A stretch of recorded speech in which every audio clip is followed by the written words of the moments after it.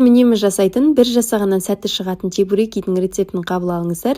Рецепт өте оңай, өте дәмді болып шығады. Алдымен лайк басуды ұмытпаңыздар. Ыстық қайнап тұрған судың үстіне тұз, 2 ас қасық сұйық майды қосамыз және ұнның үстінен құйып, бірінші кезекте қасықпен араластырып аламыз.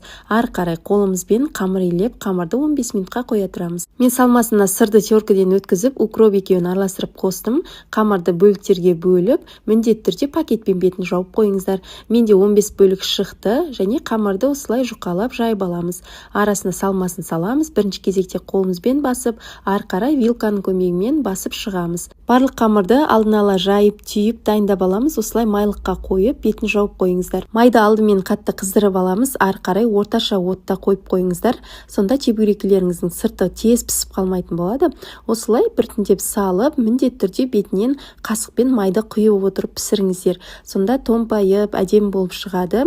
Чебурекидің екі жағын аударып осылай қызартып пісіріп аламыз. Өте оңай жасалынады. Чебурекиді қалай жасауды білмей жүрсеңіз, міндетті түрде осы рецептпен жасап көріңіздер. Арасына мен сыр қосып жасадым. Қалауларыңызша картоп немесе фарш қосып жасауға да болады. Чебурекиді өзімнің сүйікті шайым Чемпион Кения Сансетпен ішемін. Құрамында бояғыштар жоқ, өте дәмді шай. Сіздерге де осы шайды алуды ұсынамын. Рецепт